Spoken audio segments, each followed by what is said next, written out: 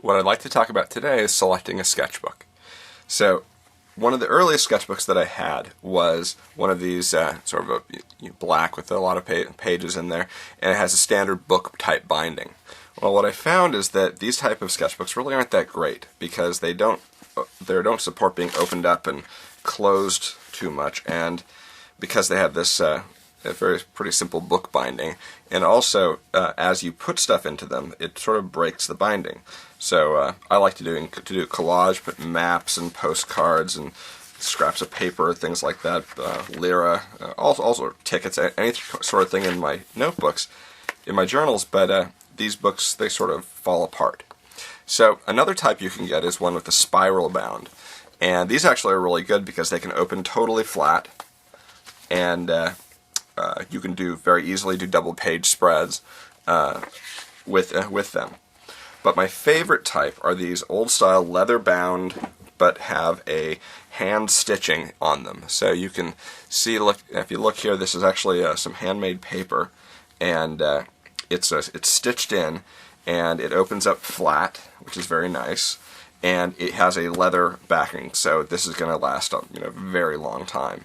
I also like this because it has a real, it's a special type of journal. It has, and it can go anywhere. It gets smudges on it and it can wash off, and it's very durable. And then we go into the paper, and there are a couple. You can have your standard white paper, and then with the white paper, the tooth on it or the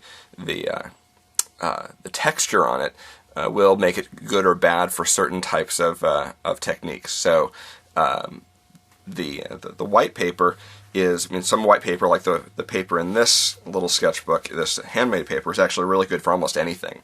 I can do some watercoloring, I can paste things in here, I can do drawing, all sorts of things I can do, and the paper doesn't wrinkle. When you have thinner paper and you put watercolor on it, it wrinkles.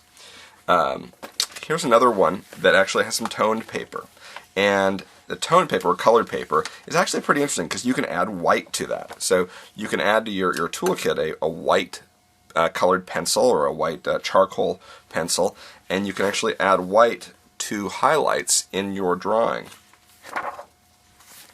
And you can do some interesting things where you have a color palette which goes from white to black with the color of the paper in the middle.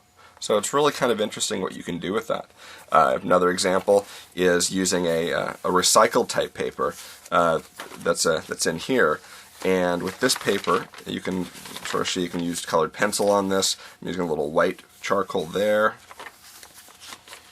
And let me show you one more example. And then here you can see the white being highlighted, sort of the foggy color in here peeking through there. So it's really a really great texture to work with.